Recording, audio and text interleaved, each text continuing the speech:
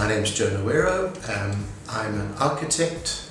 I'm a so-called Emeritus Professor of Architecture from the University of Cape Town, and I run a small to medium-sized practice in Cape Town, and we really do work that's located in the cultural, social fields of architecture. We're not involved in large-scale commercial developments.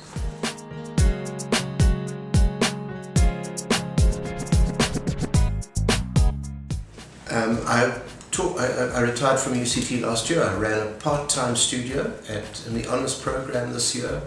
I had 12 students that I worked with over a semester, and what we did is we looked at the National Gallery as an exemplar of what constitutes a public institution dealing with fine arts in the city.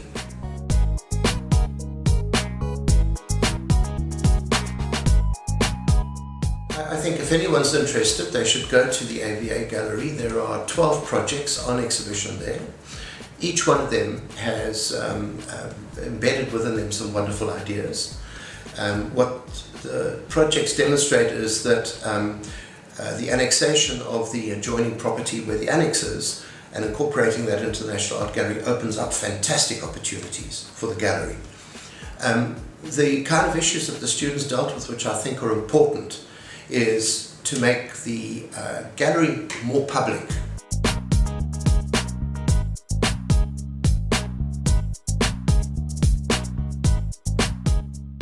We worked very closely with Marilyn Martin, who acted as an external critic, who's the ex-director of the National Art Gallery.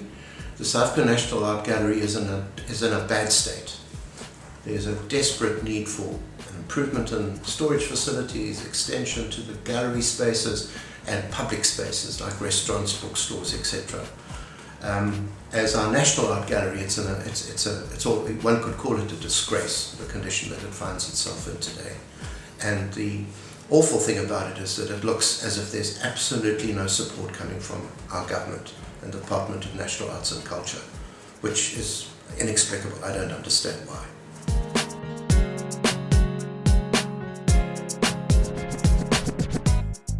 I think nationally our art galleries are state-supported. Public art galleries are in a desperate state. There's nothing really to speak of other than to say it's a national disgrace. That's my opinion. Internationally, art galleries, museums are undergoing, I think, a really sad period where they're becoming more like shopping malls than like art galleries or museums. They're stuffed full of shops that sell you all kinds of goodies. And it seems as if the drive to become financially self-sustainable means that they've left behind their original mission, which is to deal with fine arts, and now they're simply in the business of selling art and all the goodies associated with art, from prints to cappuccinos at any cost, almost to the detriment of the stuff that they put on display.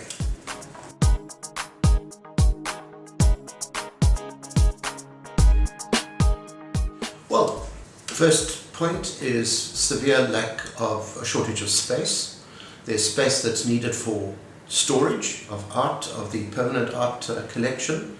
There's need for more gallery space, and there's a need for more public facilities to give support to the activities of the National Art Galleries, whether this be a library, auditorium, restaurant, museum shop, or whatever. There's a space adjacent to National Art Gallery that's occupied currently by the annex, which I think could quite easily be incorporated into the National Art Gallery, and you could double the footprint of the existing building. It's a wonderful opportunity, and it could really re-establish the National Art Gallery as a preeminent public institution dealing with the fine arts in South Africa. But it needs support from the state and from the Department of Arts and Culture.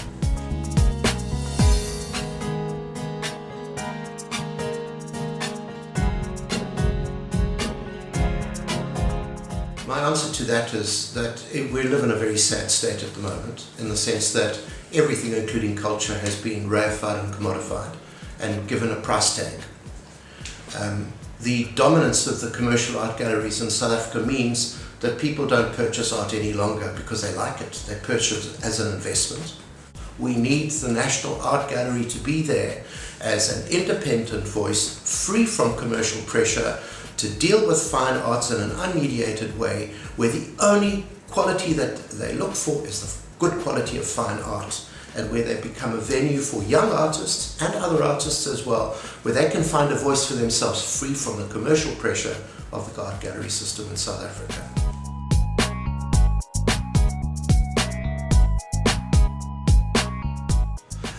I support absolutely what Matthew wrote in his letter. I think the problem that the Zeits faces is that you can't have an institution of that size, with that kind of reach, run by one or two people. They just simply, no one, no matter how good they are, simply don't have the capacity to do it. You need to develop networks, you need to bring people in, you need to be much more transparent, and you need to actually develop a public face that deals with issues as they're raised.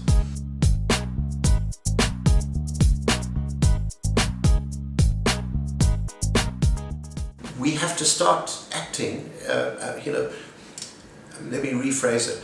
One of the problems of being either an architect or an artist is this problem of doing the work that you do, and then your role independently of that as an active citizen, a citizen through active citizenship. And I think that, we are called upon in the so-called New South Africa, with the kind of constitution and kind of democratic process we have in place, to start now acting in a much more positive way as citizens in our city, and to start engaging with the political processes to make a better home for the arts in our cities, and we have to do it. And this kind of discussion could be the beginnings of that, or it's not the beginnings of, because it's happened before, but we need more of this, and we need to engage the general public as well, much more in these kinds of debates. I think we can move things forward then. Otherwise, we're going to be held victim to politicians who don't care and commercial gallery interests who are just interested in profit. And we're going to see ourselves marginalised more and more in the future. We've got to do something about it.